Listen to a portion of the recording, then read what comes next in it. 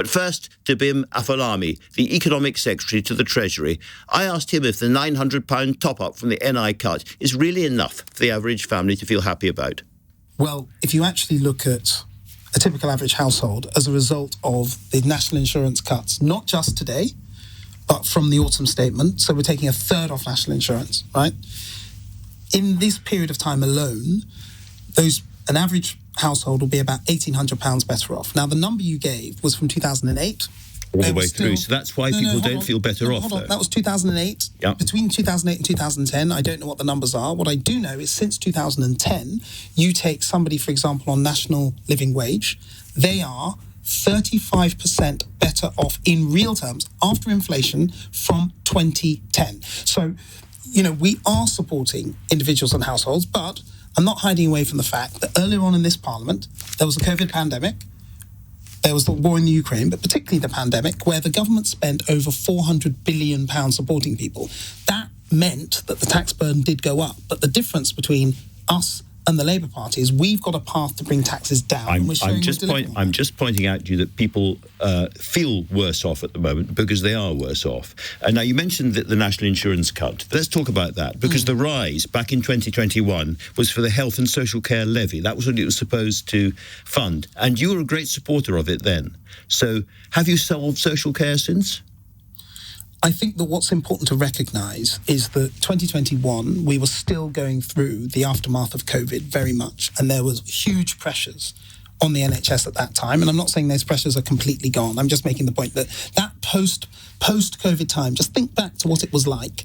I think in many ways they've got worse, Bim. Well, the difficulties that we had at that time, what we're doing now is we're showing that we are trying to now eliminate that double tax on work that national insurance represents. So it's a bad thing because it's a double tax, is it? It is a double tax on work. It is. Well, let me remind you of what somebody said back then.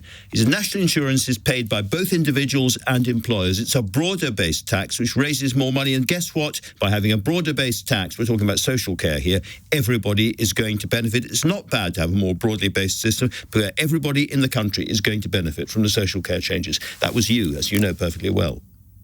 Yes, and I was talking about the social care changes. But you were talking about the importance of national insurance, and you've now cut it without improving social care. Well, actually, what we're doing is we're investing in social care as we're investing in other aspects of the health system. But look, to take on you're not saying to me you fixed social care. Well, no, but this was to fix social care, and now you've taken it away again. Hold on. It wasn't to fix absolutely every ill in social care. It was to help deal with specific pressures that had come up at that time.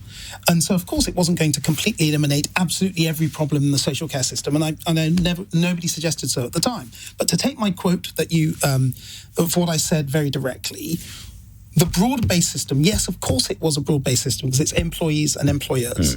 That's all true. What we're saying, though, in relation to employees' national insurance, we're not talking about getting rid of employers. Is now you don't like it.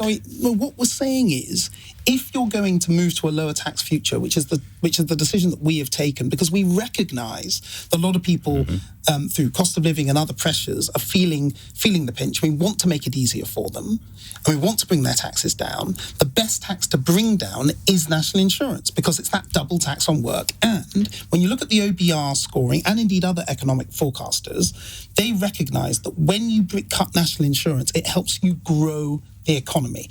And that is a really, really important aspect of everything here. This is not a giveaway just to make people feel good. It's about how do you give people relief at the same time as growing the economy. I just think people listening at home will remember a Conservative Party promising to fix social care and using national insurance to do so, then not fixing care, and then taking away the national insurance that was going to fix it.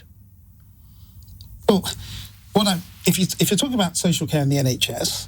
Well, I'm talking about how you're going to pay for it. Well, we've set out very clearly we're investing more in the NHS as a result of this budget, and we're investing in improving the productivity of the NHS.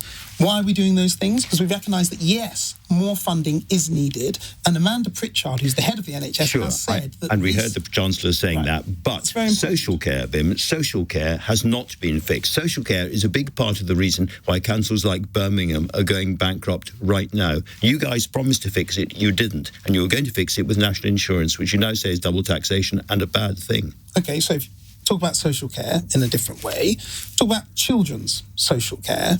Part of the investment we're making in improving productivity in the NHS, okay, it's not academic, it's practical, is investing in children's social care and investing in that. Why are we doing that? Because it helps relieve pressure on councils. I'm very glad you are doing that, but it's adult social care which is bankrupting Birmingham. Well, I'm it's afraid that huge bill that you have pushed on to local authorities. I'm afraid that there are some local authorities that have made poor decisions, and there are others that are not in the position that Birmingham City Council is in. Well, there are at least two Conservative ones that are as well, as you know. So it's yes, and I didn't mention party, Andrew. You did. I'm just saying there are some local authorities that make good decisions. There are some that have made less good decisions, and part of local democracy is that people need to elect councils that do the right thing. And of course, there'll be some instances where they'll be of different parties. But I don't think now we should blame the government for every single failing of every local authority. I don't think that's fair. Sticking one more time with national insurance, it was pretty clear listening, intently to what the Chancellor was saying, that he was indicating that he thought it was a bad tax generally and eventually should go. He's cut it twice already. If the Conservatives win the next election, if you're in power for a while, do you think national insurance will vanish? What I think is that we're going to continue along this track that we're on. That means yes, doesn't it? Because if you carry on the track of cutting it, and eventually it goes. I mean, to be clear, we've cut a third in the space of 5-6 months. We want to continue along that track. So you'd like to take out the other 2/3 eventually? Yes. Very interesting. But I'm not putting a time point on that, and I want to be clear about that, because it's very important that we only do that when we're not going to be borrowing extra money to pay for it, and we secure good public services. We're going to do that in a responsible, prudent way, and I'm not going to put an absolute time on that. When the current Prime Minister was Chancellor, in his last budget, he made a promise to the country that he was going to cut income tax by the time of the next election. Is that promise still operative? Well, we're not at the time of the next election. But you know it's coming this year. Yes, so you're expecting another budget or another autumn statement this year, at which point income tax will be cut? Because it was a very clear promise. It was.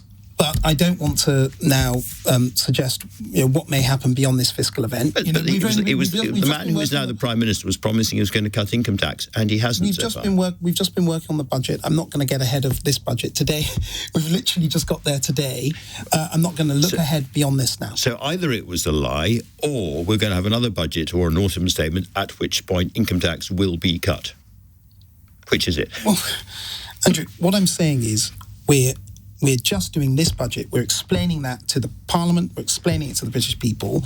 I'm focused on that. And, what happens in the coming weeks and months happens. Andrew Bowie, who is your Minister for Renewals and Nuclear Energy, has attacked the budget for what you've done with the windfall tax on oil and gas. Is he right?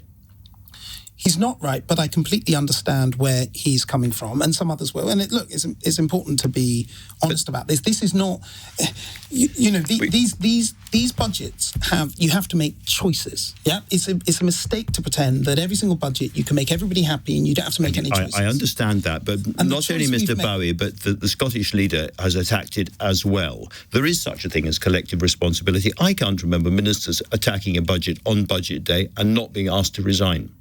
Well, look, it's I'm sure the Prime Minister will ask him to resign. No, I'm not saying what the Prime Minister will do or not do. What I'm saying is I understand the concern for people with our strong support for the oil and gas industry. I completely understand.